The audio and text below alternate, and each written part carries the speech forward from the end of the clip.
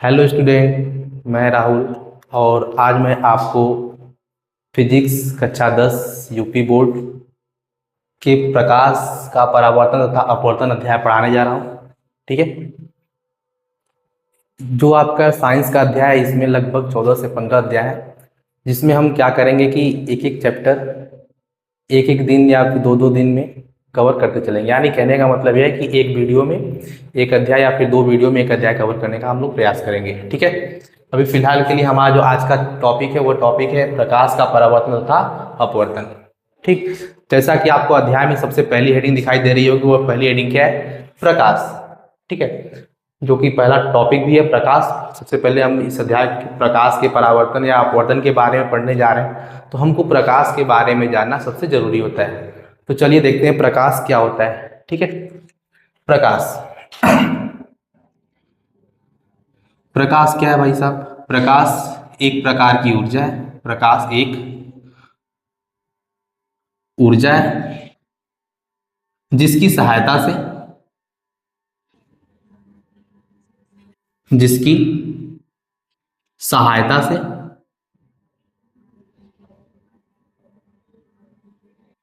हम वस्तुओं को देखते हैं।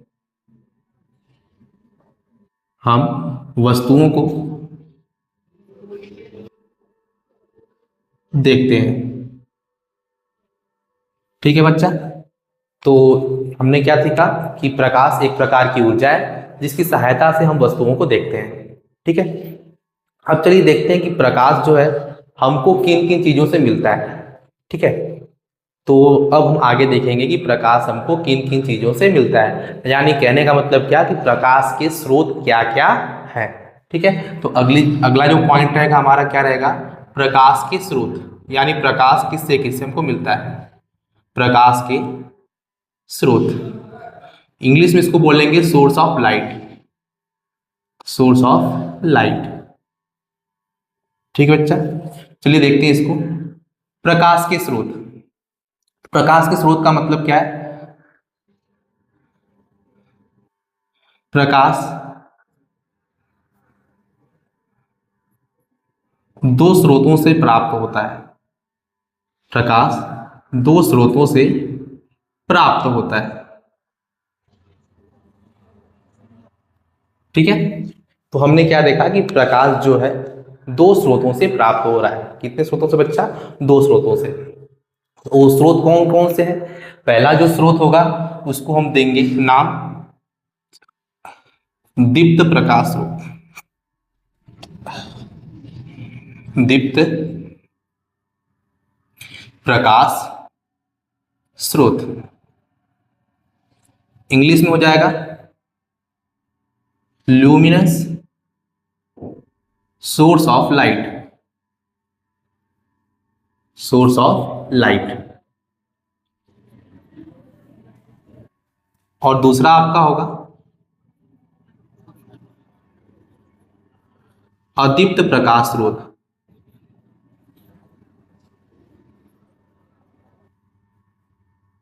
इसको बोलेंगे non luminous source of light. Source of light.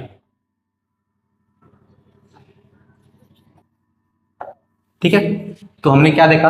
प्रकाश के दो स्रोत हैं। प्रकाश का पहला स्रोत दीप्त प्रकाश स्रोत और दूसरा होगा अदीप्त प्रकाश स्रोत।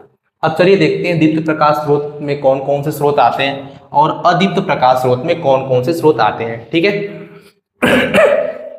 तो सबसे पहले दीप्त प्रकाश स्रोत को समझते हैं। तो पहली हम हेडिंग लगाएंगे दीप्त प्रकाश स्रोत। दीप्त प्रकाश स्रोत। अब यह दीप्त प्रकाश स्रोत क्या होता है? दीप्त प्रकाश स्रोत उसे कहते हैं जिनमें खुद का प्रकाश हो। ठीक है। वे सभी वस्तुएं जो खुद से प्रकाश को दे। ठीक है। जो आप खुद से प्रकाश को उत्सर्जित करें। एग्जाम्पल के तौर पे आप याद रख सकते हो सूर्य, जिसके पास खुद का प्रकाश है। ठीक है। उसके बाद दूसरा एग्जाम्पल आप याद रख सकते हो कि जुगनू हो गया, जिसके पास खुद का प्रकाश है। ठीक है, तो इसी चीज को हमको लिखना है। दीप्त प्रकाश स्रोत क्या होता है? दीप्त प्रकाश स्रोत वे प्रकाश स्रोत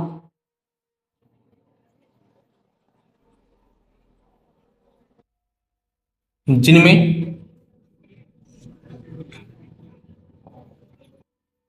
खुद का प्रकाश हो, जिनमें खुद का प्रकाश हो, उसे दीप्त प्रकाश स्रोत कहते हैं। दीप्त प्रकाश स्रोत कहते हैं। ठीक है, उदाहरण में खुद का प्रकाश जिनके जिनके पास है उसको लिख देते हैं। जैसे उदाहरण में आपने हमने क्या बताया आपको, सबसे पहला उदाहरण सूर्य है। ठीक, दूसरा उदाहरण आप ले सकते हो तारे, और तीसरा उदाहरण क्या रहेगा आपके लिए, विद्युत बल्ब।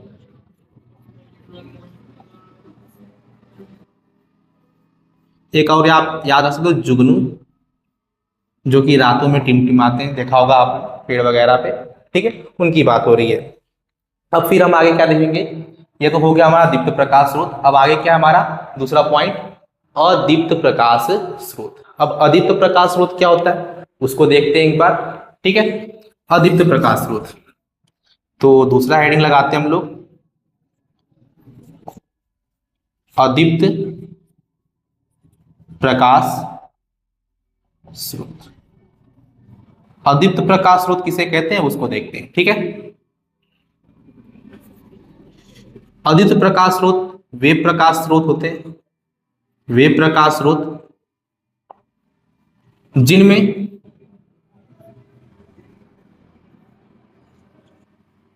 जिनमें खुद का प्रकाश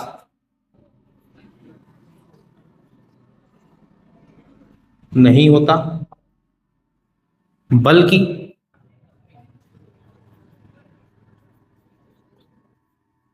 बल्कि वे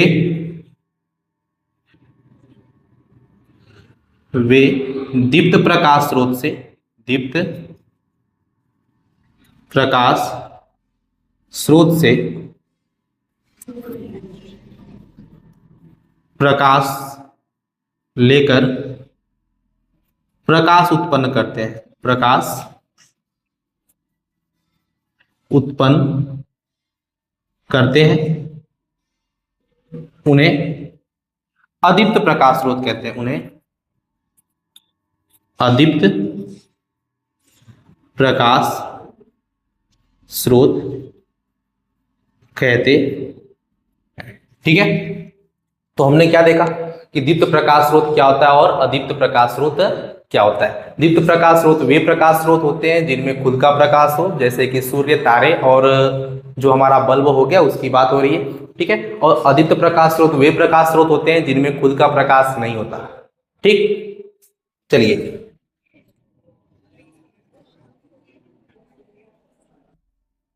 आइए अब हम देखते हैं अदीप्त प्रकाश स्रोत के उदाहरण। ठीक है, अदीप्त प्रकाश स्रोत के उदाहरण बहुत सारे होते हैं। जैसे कि पहला आपने देखा होगा, सबसे अच्छा उदाहरण इसका आप लिख सकते हो। उदाहरण में पहला उदाहरण जैसे कि चंद्रमा। ठीक है, चंद्रमा क्या है, चंद्रमा खुद से प्रकाश उत्सर्जित नहीं करता, यह सूर्य से प्रकाश लेता है। ठीक है, और फिर हमको प्रकाश देता है। यानी कहने का मतलब क्या कि यह भी क्या एक प्रकाश स्रोत है, लेकिन ये इसके पास खुद का प्रकाश नहीं है। ठीक है, इसी प्रकार हम क्या लिख सकते हैं, कांच हो गया। ठीक है, कांच भी क्या है भाई साहब, यह भी हम प्रकाश जो जो कांच हो गया, जैसे दर्पण हो गया, इनके पास खुद का प्रकाश नहीं होता है। जब कोई प्रकाश आता है इनके पास तो टकरा के हमारे तक पहुंचता है। ठीक है, यानी कांच भी हमको प्रकाश दे सकता है। ठीक, इसके बाद आप लिख सकते हो इत्यादि। ठीक है, तो यह हो गया बच्चा हमारा प्रकाश क्या होता है और प्रकाश के स्रोत कौन कौन से होते हैं। अब जो हमारा अगला टॉपिक है उसका नाम है प्रकाशिक माध्यम। ठीक, अब जब थोड़ा इसको हम इरेज करते हैं और स्टार्ट करते हैं प्रकाशिक माध्यम को।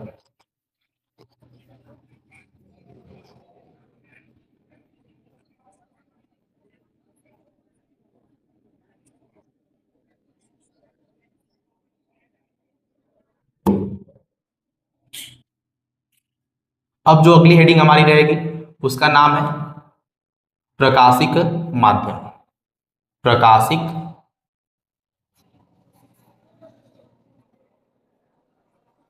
माध्यम, ठीक है। इसको हम लोग बोलते हैं ओपैक के मीडियम। क्या बोलते हैं बच्चा? ओपैक के मीडियम या फिर ऑप्टिकल मीडियम।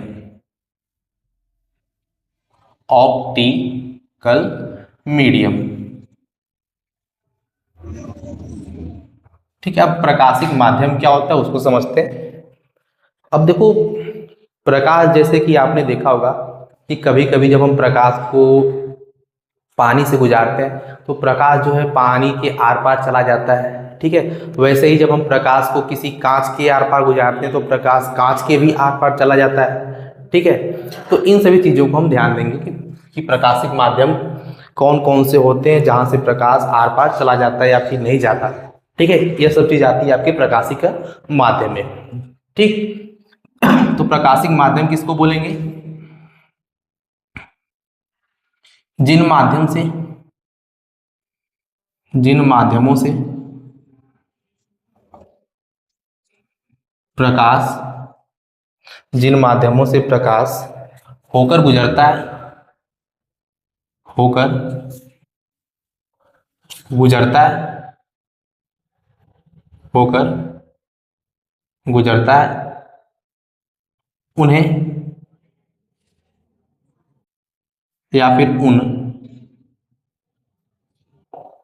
माध्यमों को, उन माध्यमों को प्रकाशिक माध्यम कहते हैं। उन माध्यमों को प्रकाशिक माध्यम कहते हैं, ठीक है। तो अब देखते हैं कि प्रकाशिक माध्यम के कितने प्रकार होते हैं। जैसे कि प्रकाश किन किन माध्यमों से होकर जाता है उन माध्यमों की अब हम चर्चा करेंगे, ठीक है। तो प्रकाशिक माध्यम के 3 प्रकार होंगे, ठीक है। पहला माध्यम होगा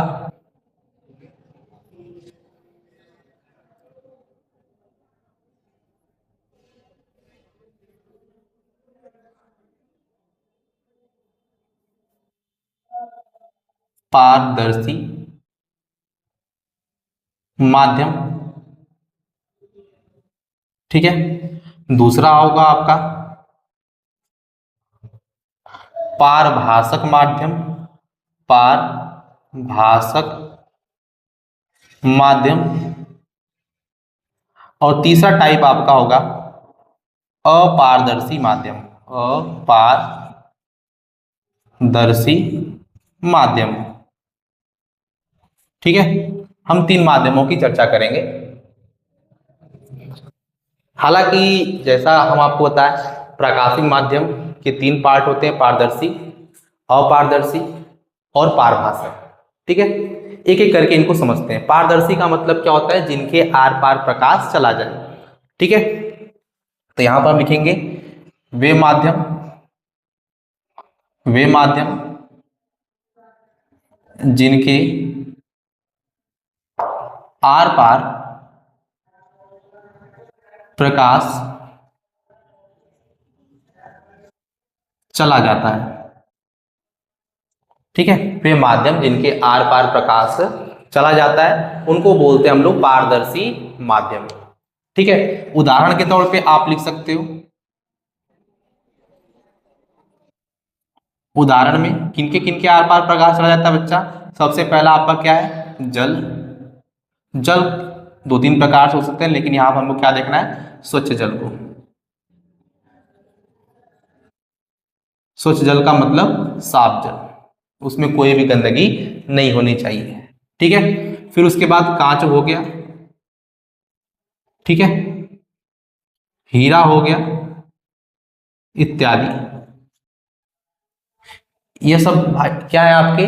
पारदर्शी माध्यम। पारदर्शी माध्यम क्या होते हैं? वे माध्यम जिनके आर पार प्रकाश चला जाता है। अब जो अगला पॉइंट है हमारा क्या है? पारभासक माध्यम। पारभासक का मतलब क्या होता है? चलिए देखते हैं इसको। पारभासक का मतलब ये होता है कि वे सभी माध्यम जिनमें से प्रकाश के आंशिक भाग जो है उस माध्यम से बाहर निकल पाए। ठीक है, वे सभी माध्यम जिनमें से प्रकाश का आंशिक भाग ही बाहर निकल पाता है उनको हम बोलते हैं पारभासक माध्यम। इसको लिखेंगे हम लोग, वे माध्यम जिनमें से प्रकाश का आंशिक भाग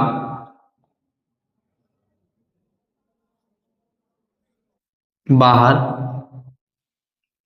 निकल पाता है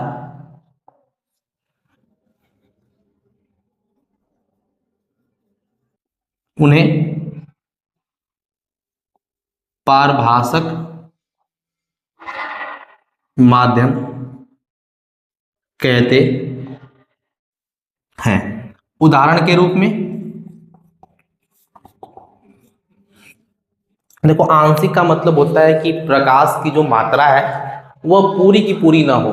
ठीक है, वे सभी माध्यम होंगे जिसमें प्रकाश पूरी तरह से बाहर नहीं निकल पाता, उसके कुछ पार्ट जो होते हैं यानी प्रकाश की कुछ पार्टिकल बाहर निकल पाते हैं और कुछ पार्टिकल जो है उसी में फंसे रह जाते हैं। ठीक है, उदाहरण के रूप में आप लिख सकते हो तेल लगा हुआ कागज। तेल लगा हुआ कागज। ठीक है, या फिर आपने अभी देखा होगा कि जब हम क्या करते हैं कि कोई किसी जल में जब हम गंदगी मिला देते हैं और फिर उसमें से प्रकाश को गुजारना चाहते हैं तो प्रकाश जो है उस गंदे पानी से आर पार नहीं जा पाता। प्रकाश जो है उस गंदे पानी को जिसे कहा ग्लो करना शुरू कर देता है। ठीक है, तो यहां पर हम क्या लिखेंगे, गंदा जल, या फिर आप यहां पर दूषित जल, दूषित जल इत्यादि। ठीक है, और तीसरा और सबसे इंपॉर्टेंट आपके लिए, इंपॉर्टेंट तो आपका पारदर्शी, हमको अपारदर्शी के बारे में देखना। अपारदर्शी माध्यम कौन से होते हैं?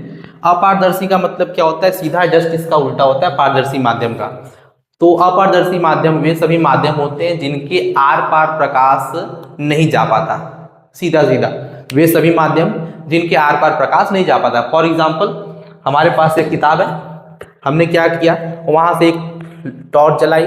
क्या है, टॉर्च जो है, टॉर्च की जो लाइट है इस किताब के आर पार चली जाएगी? नहीं जा पाएगी। ठीक है, तो वे सभी माध्यम जिनके आर पार प्रकाश नहीं जा पाता उनको बोलते हैं अपारदर्शी माध्यम।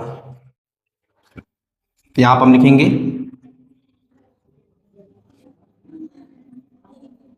वे सभी माध्यम जिनमें प्रकाश आर पार नहीं जा पाता उन्हें अपारदर्शी माध्यम कहते हैं। अपारदर्शी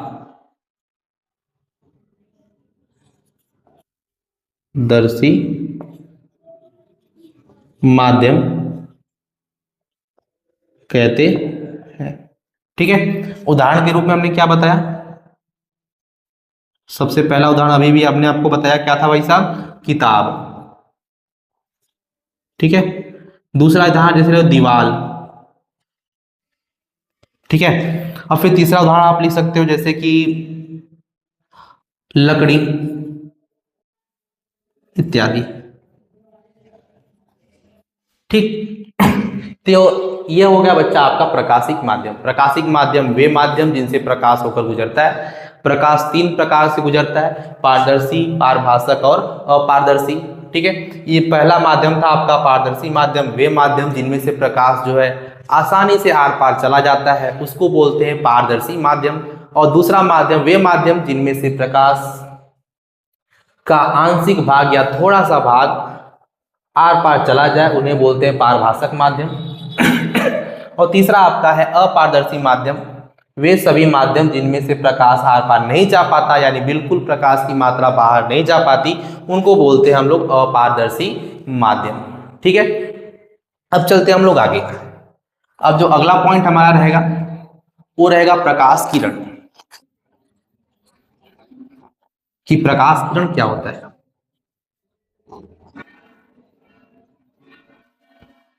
यदि मेरी वीडियो आपको अच्छी लग रही होगी तो प्लीज लाइक, शेयर और सब्सक्राइब जरूर कीजिएगा, और नीचे बने बेल आइकन को जरूर दबाइएगा। ठीक है, चलिए अब हम लोग आगे बढ़ते हैं। अगला जो टॉपिक हमारा है प्रकाश किरण। ठीक है, अब प्रकाश किरण इंग्लिश में इसको बोलते हैं लाइट रे। ठीक है, लाइट रे। चलिए अब प्रकाश किरण क्या होता है उसको समझते हैं एकदम आसान भाषा में।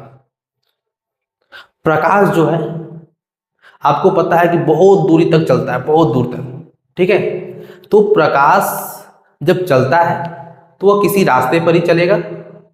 ठीक, तो प्रकाश का जो रास्ता है, ठीक है, प्रकाश का जो रास्ता है उसी रास्ते को हम बोलते हैं प्रकाश किरण। ठीक, तो यहां पर हम लिखेंगे प्रकाश के पथ ब्रैकेट में रास्ते को प्रकाश किरण कहते हैं। प्रकाश किरण कहते हैं। ठीक है, प्रकाश किरण कहते। चलिए, तो हमने क्या देखा कि प्रकाश किरण क्या होता है। अब इसी में दो तीन टॉपिक और जुड़ जाते हैं जिनका नाम है प्रकाश पुंज और प्रकाश पुंज के प्रकार। तो प्रकाश पुंज क्या होता है उनको अब समझते हैं। तो अगली हेडिंग हम लोग लगाएंगे प्रकाश पुंज। प्रकाश पुंज, इसको इंग्लिश में बोलते हैं beam of light. Beam of light. ठीक है, अब देखो हम क्या करते हैं कि प्रकाश को, एक प्रकाश ऐसे गया, एक दूसरा प्रकाश इधर को गया और एक तीसरा प्रकाश सीधे को गया। ठीक है, तो हमने क्या बोला कि ढेर सारे प्रकाश जो है एक साथ चले जा रहे हैं, चले जा रहे हैं, चले जा रहे हैं बहुत दूरी तक।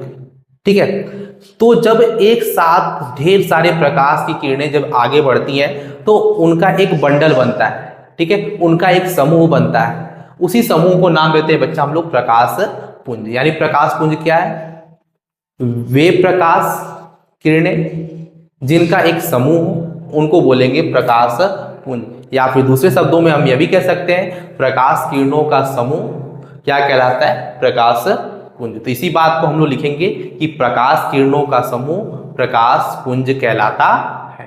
ठीक है, तो चलिए लिखते हैं इसको हम लोग प्रकाश किरणों का समूह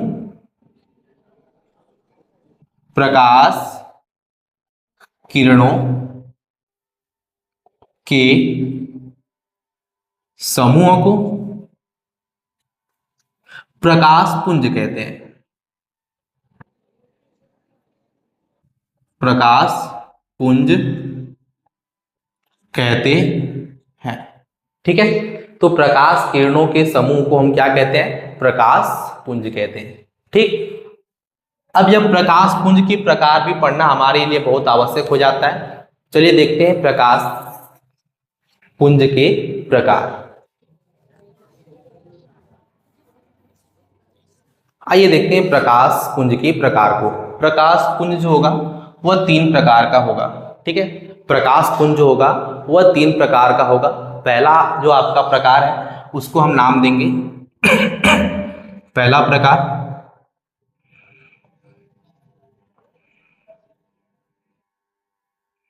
अभिसारी प्रकाश पुंज।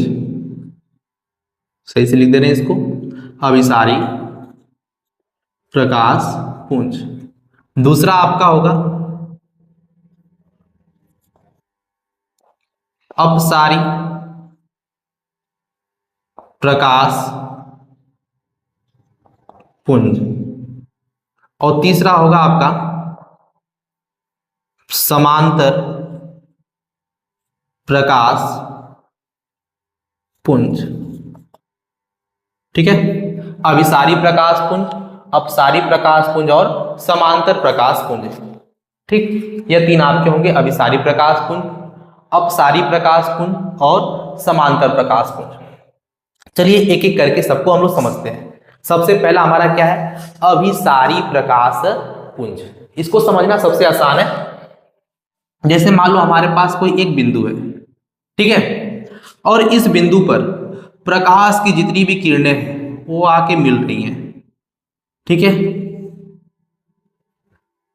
तो हमने क्या बोला, कोई हमारे पास एक बिंदु है, उस बिंदु पर प्रकाश की समस्त किरणें आकर मिल रही हैं, तो ऐसे प्रकाश पुंज को बोलेंगे अभिसारी प्रकाश पुंज। ठीक है, प्रकाश किरणों का वह समूह जो किसी बिंदु पर जाके मिलता हो, ऐसे प्रकाश पुंज को बोलेंगे हम लोग अभिसारी प्रकाश पुंज। ठीक, दूसरा टाइप क्या है, अपसारी प्रकाश पुंज। यह देखो अभिसारी का जस्ट उल्टा होता है। उल्टा का मतलब क्या, इसमें क्या होता है कि प्रकाश की समस्त किरणें एक ही बिंदु से आपको बाहर जाती हुई दिखाई देंगी। ठीक है, ठीक, अभिसारी प्रकाश पुंज क्या होता है, वे प्रकाश पुंज जिसमें प्रकाश की समस्त किरणें एक ही बिंदु पर जाके मिलती हुई दिखाई दें। जैसे मान लो यहाँ पर बिंदु O है, यहाँ पर बिंदु O है, तो यह जो समस्त प्रकाश किरणें हमने दिखाया, किरण 1, किरण 2, किरण 3, यह तीनों के तीनों जाके O बिंदु पर मिल रही हैं। ठीक है, तो ऐसे प्रकाश पुंज को बोलेंगे अभिसारी प्रकाश पुंज। और दूसरा प्रकाश पुंज अपसारी प्रकाश पुंज। इसमें क्या होता है, प्रकाश की समस्त किरणें एक बिंदु से बाहर की ओर यानी इस प्रकार से निकलती हुई दिखाई देंगी, इस तरह से। ठीक है, और तीसरा आपका है समांतर प्रकाश पुंज। समांतर प्रकाश पुंज में क्या होता है कि प्रकाश की समस्त किरणें एक दूसरे के समांतर इस प्रकार से होती हैं।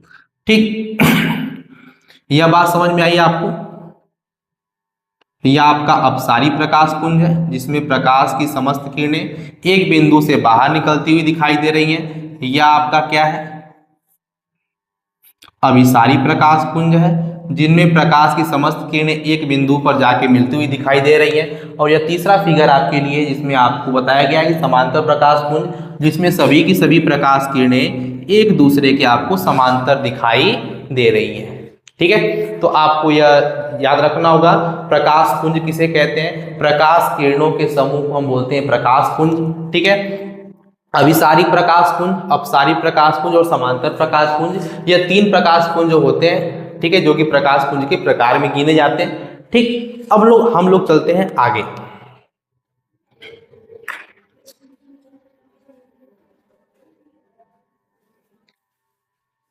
अब जो है हमारा जो अगला टॉपिक है, उस टॉपिक पे हम लोग आगे बढ़ते हैं। अब हम देखेंगे प्रकाश किरणों के गुण को। ठीक है, कि प्रकाश का गुण क्या क्या होता है। चलिए देखते हैं आगे हम लोग। अगला जो हमारा हेडिंग है उसका नाम है प्रकाश का गुण। ठीक है, प्रकाश का गुण, प्रॉपर्टीज ऑफ लाइट। चलिए देखते हैं प्रकाश के गुण को। सबसे पहले हम क्या देखेंगे, प्रकाश। आपने नोटिस किया है कभी, जब हम लेजर लाइट लेते हैं और लेजर लाइट को जलाते हैं, तो हमने क्या देखा है कि जब लेजर लाइट को जलाते हैं तो प्रकाश जो उसमें से निकलता है एकदम सीधा चला जाता है, बिना मुड़े एकदम सीधा चला जाएगा। उसके रास्ते में कोई भी आपको मुड़ता हुआ या फिर उसका जो रास्ता है वो बदलता हुआ दिखाई नहीं देगा। ठीक है, तो सबसे पहला गुण क्या लिखेंगे, पहला गुण हमारा रहेगा प्रकाश सदैव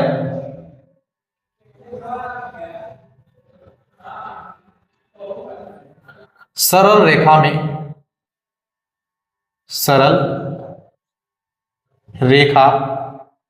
में गमन करता है, गमन करता।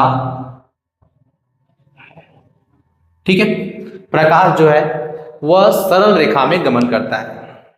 सरल रेखा का मतलब क्या है कि प्रकाश इस प्रकार से हमेशा सीधी रेखा में चलेगा। ठीक है, यह बात समझ में आई। दूसरा इसका गुण क्या है उसको लिखते हैं, प्रकाश परावर्तक परावर्तक पृष्ठ से टकराकर वापस लौट आता है, वापस उसी दिशा में लौट जाता है।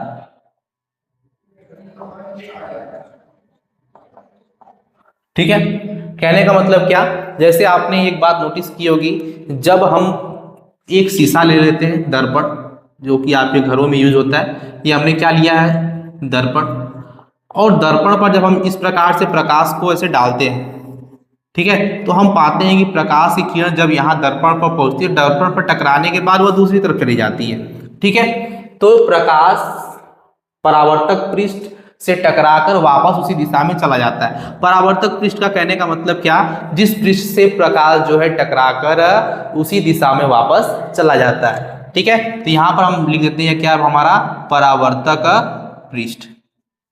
ठीक, तो दूसरा पॉइंट क्या है, प्रकाश परावर्तक पृष्ठ से टकराकर उसी दिशा में वापस लौट जाता है। अब हम देखते हैं तीसरे गुण को प्रकाश के, और यह बात आप याद रखना कि यह जो प्रकाश का गुण है, इसमें से आपके पेपर में एक क्वेश्चन देखने को जरूर मिलेगा। ठीक है, तीसरा आपका जो हेडिंग, प्रकाश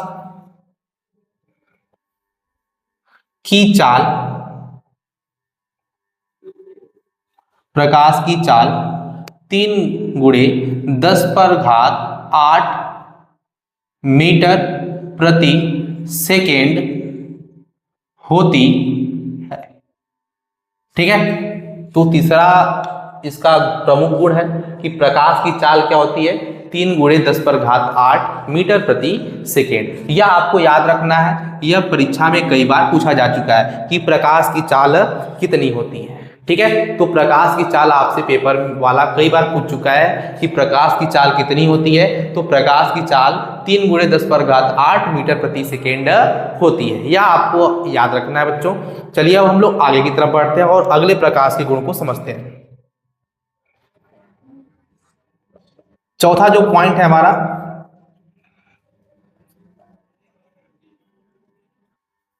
प्रकाश के संचरण हेतु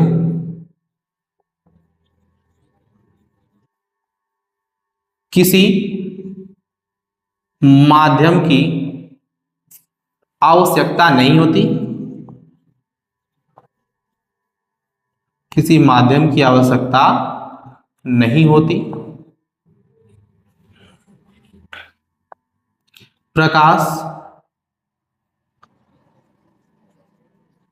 निर्वात में भी गमन कर सकता है। ठीक है, इसका मतलब क्या है, इसको समझते हैं। प्रकाश के संचरण हेतु किसी माध्यम की आवश्यकता नहीं होती। ठीक है, प्रकाश के संचरण हेतु किसी माध्यम की आवश्यकता नहीं होती, और यह गमन में यह निर्वात में भी गमन कर सकता है। चलिए समझते हैं इसको, ये बात क्या रहा है। प्रकाश देखो बच्चा, प्रकाश जब भी चलता है, आपने देखा होगा कि हवा हो गया, ठीक है, आप जब भी लाइट जलाते हो तो प्रकाश क्या करता है, हवा में गमन करता है। फिर उसके बाद आपने एक बात और नोटिस की होगी कि प्रकाश जो है वह, उसको जब आप पानी में डालते हो तो पानी में भी प्रकाश क्या है, गमन कर सकता है। लेकिन हमको यह भी ध्यान देना है कि प्रकाश हवा पानी के अलावा, जहां पर हवा पानी नहीं होता वहां पर भी गमन कर सकता है। यानी कहने का मतलब क्या, प्रकाश को चलने के लिए किसी भी माध्यम की आवश्यकता नहीं होती है। ठीक है, प्रकाश को चलने के लिए किसी माध्यम की आवश्यकता नहीं होती है, यह निर्वात में भी चल सकता है। निर्वात का मतलब ये होता है जहां पर हवा पानी नहीं होता है। ठीक है, और पांचवा और सबसे इंपॉर्टेंट पॉइंट, जो कि इसी पॉइंट के रूप में आपका अपवर्तन वाला चैप्टर है, प्रकाश माध्यम परिवर्तन के बाद अपना रास्ता बदल लेता है। ठीक है, अब कहने का मतलब क्या, इस टॉपिक को जरा थोड़ा समझ लेते हैं। प्रकाश जब एक माध्यम से दूसरे माध्यम में जाएगा तब वह अपना रास्ता बदल लेता है। जैसे कि हमने क्या किया, यह नीचे पानी लिया, नीचे हमारा क्या है बच्चा, यह हमारा जल है और ऊपर हमारा क्या है, वायु। जब प्रकाश वायु से जल में जाएगा उसको सीधा जाना चाहिए, लेकिन वह अपना रास्ता बदलकर थोड़ा सा नीचे की ओर झुक जाएगा। ठीक है, तो यही बात बताई गई है कि जब प्रकाश माध्यम परिवर्तन के बाद अपना रास्ता बदल लेता है, यानी प्रकाश का जब माध्यम बदलता है, चेंज होता है, तब वह प्रकाश अपने रास्ते को बदल लेता है। यानी उसको जिस रास्ते पर जाना चाहिए था उस रास्ते पे न चल के वो अपना रास्ता बदल लेगा। क्योंकि अभी अभी ऊपर हमने देखा था कि प्रकाश हमेशा सीधी रेखा में चलता है, लेकिन यहाँ पर थोड़ा सा बदल जाएगा। होगा क्या, जब इसके माध्यम को हम परिवर्तन करेंगे तो प्रकाश हमारा जो है अपना रास्ता खुद ब खुद बदल लेगा। ठीक, चलिए अब हम लोग देखते हैं प्रकाश के परावर्तन को। ठीक है, कि प्रकाश का परावर्तन क्या होता है। ठीक, अब आपने इसका स्क्रीनशॉट ले लिया होगा, नहीं लिए होंगे तो ले लीजिए जल्दी से। अब हम इसको मिटाने जा रहे हैं। ठीक,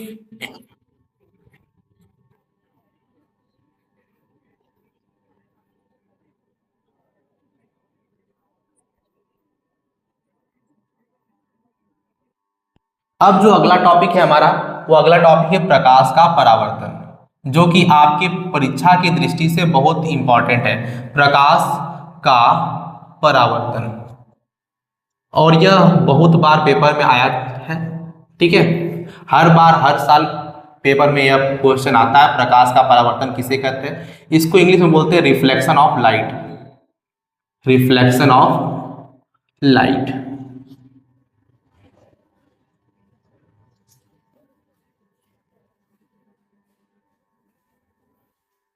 आइए चलिए देखते हैं हम लोग आगे प्रकाश का परावर्तन। प्रकाश का परावर्तन क्या होता है, अब हम लोग इसको समझेंगे। ठीक है, चलिए देखते हैं। पहले इसको हम लोग लिखेंगे, जब प्रकाश किसी चिकनी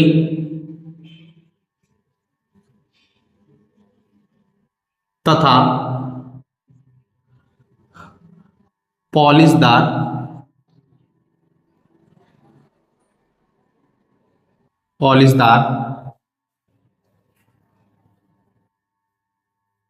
सतह से टकराता है तो वह उसी दिशा में वापस लौट जाता है, वापस लौट जाता है, जिस दिशा से प्रकाश आया होता है। इस घटना को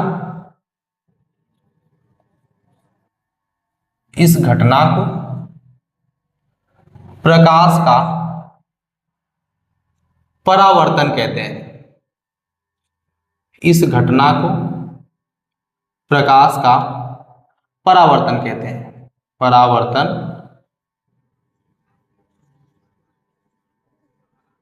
कहते। ठीक है, तो हमने क्या बताया, जब प्रकाश किसी चिकनी या पॉलिशदार सतह से टकराता है तब हम वह प्रकाश जो है जिस दिशा से आया रहता है उसी दिशा पर वापस चला जाता है। ठीक है, चलिए एक एग्जाम्पल से हम लोग समझते हैं। कि प्रकाश का परावर्तन क्या होता है। देखो हमने क्या किया, एक साफ एक कांच लिया हमने, ठीक है, ये क्या बच्चा हमारा एक कांच, ठीक। अब क्या करेंगे, कांच के एक तरफ क्या कर दिया हमने, इस तरह से ना समझ में आए तो हम इस प्रकार समझ लेते हैं कि हमने क्या किया, एक कांच लिया जिसके आर पार हमको दिखाई दे रहा है, यानी कहने का मतलब क्या, एक हमने पारदर्शी माध्यम लिया है, ठीक है। अब क्या करते हैं हम लोग, कांच के एक तरफ इस प्रकार से पेंट कर देते हैं, जिसको हिंदी में हम बोलते हैं कलई करना, ठीक है। हमने क्या किया, इसके एक तरफ कलई कर दिया, ठीक। तो यह हमारा एक पारदर्शी माध्यम था जिसके एक तरफ हमने क्या किया, कलई कर दिया। जब आप एक तरफ कलई कर दोगे तो दूसरा साइड क्या बन जाता है हमारा, परावर्तक पृष्ठ, ठीक। तो दूसरा साइड हमारा क्या बन जाएगा, परावर्तक पृष्ठ, ठीक है। अब हम लोग आगे समझते हैं कि यह होता क्या है। अब देखो, यह हमने क्या किया, एक प्रकाश किरण को इस परावर्तक पृष्ठ पर डाला, ठीक है। हमने क्या किया, एक प्रकाश किरण को इस परावर्तक पृष्ठ पर इस प्रकार से आपतित किया, ठीक। अब यह प्रकाश किरण जैसे इस परावर्तक पृष्ठ पर जाएगा, यह पहुंचने के बाद टकरा के उसी दिशा में वापस लौट जाएगा, ठीक। यह बात समझ में आई आपको। हमने क्या बोला कि जब प्रकाश इस परावर्तक पृष्ठ तक पहुंचता है तो पहुंचने के बाद टकरा के उसी दिशा में वापस चला जाता है, इसी घटना को बोलते हैं हम लोग प्रकाश का परावर्तन, ठीक। अब चलिए इसमें हम देखते हैं प्रकाश के परावर्तन से संबंधित कुछ बातें, ठीक है, जिसमें हम आगे पढ़ेंगे प्रकाश के परावर्तन के नियम, ठीक। अब हम लोग आगे देखने जा रहे हैं प्रकाश के परावर्तन से संबंधित कुछ आपके शब्द होते हैं, उन शब्दों पर हम लोग विचार करेंगे और बातें करेंगे। प्रकाश के परावर्तन से संबंधित कौन कौन से शब्द इस अध्याय में यूज होंगे, ठीक है। सबसे पहले आपको क्या क्या ध्यान देना है उनको देख लेते हैं। अभी आपने यह फिगर जो देखा, इसी फिगर को हम बढ़िया से और डिटेल में समझेंगे। चलिए समझते हैं। सबसे पहला चीज आपको क्या करना है, इस प्रकार से एक पारदर्शी माध्यम लेना है जिसके आर पार प्रकाश चला जाता हो, फिर उसके बाद इसके एक हिस्से को या फिर एक साइड को कलई कर देना है या फिर इस प्रकार से पेंट कर देना है। हमने क्या किया, यह हमारे पास एक पारदर्शी माध्यम था, इसके एक हिस्से को हमने पेंट कर दिया। जब आप एक हिस्से को पेंट करोगे तो इसका दूसरा हिस्सा जो होता है यानी दूसरा साइड जो होता है वह क्या बन जाता है आपका, परावर्तक पृष्ठ, जो कि अभी कुछ देर पहले आपने सीखा, ठीक है। तो हमने एक हिस्से को कलई किया तो दूसरा हिस्सा क्या बन गया, परावर्तक पृष्ठ। यह नीचे वाला जो हिस्सा है यह कैसा हिस्सा है, कलई किया हुआ पृष्ठ, ठीक है। तो हमने एक हिस्से को कलई किया तो दूसरा पृष्ठ क्या बन गया, परावर्तक पृष्ठ। अब हम क्या करते हैं, इस परावर्तक पृष्ठ पर एक प्रकाश किरण को इस प्रकार से डालते हैं, ठीक है। यह एक प्रकाश किरण इस परावर्तक पृष्ठ पर इस प्रकार से गया, ठीक है। यह जो जाने वाली प्रकाश किरण है जो परावर्तक पृष्ठ पर गिर रही है, इसको हम नाम देते हैं। नाम क्या देते हैं, आपतित किरण। क्या नाम देते हैं बच्चा इसको, आपतित किरण, आपतित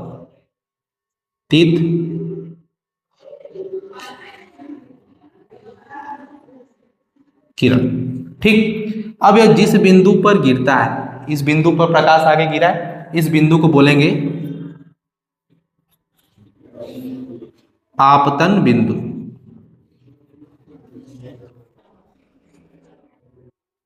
अब हम आगे देखते हैं, हमने क्या देखा कि जब प्रकाश किरण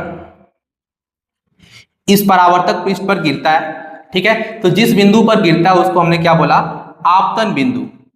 अब यह प्रकाश जो है इस परावर्तक पृष्ठ से टकराकर उसी दिशा में वापस चला जाएगा, ठीक है। अब ये जो जाने वाली प्रकाश किरण है इसको भी एक नाम देना होगा और यह नाम जो होगा इसको हम देंगे परावर्तित किरण, परावर्तित किरण। ठीक है, अब हम क्या करते हैं, यह जो आपतन बिंदु आपको दिखाई दे रहा है, इस आपतन बिंदु पर एक अभिलंब बनाते हैं कुछ इस प्रकार से। ठीक है, हमने क्या बताया कि अब हमारे पास कोई परावर्तक पृष्ठ है, इस पर क्या कर दो, एक 90 अंश की रेखा इस प्रकार से खींच दो। ठीक है, यह जो रेखा है, इस रेखा को क्या बोलते हैं, लंब रेखा। ठीक है, और जब हम फिजिक्स की बात करें तो यह जो लंब रेखा है, इस रेखा को नाम देंगे हम लोग अभिलंब। ठीक, तो हमने क्या बोला, आपतित किरण, यह जो प्रकाश किरण परावर्तक पृष्ठ पर गिर रही है, इसको नाम देंगे आपतित किरण।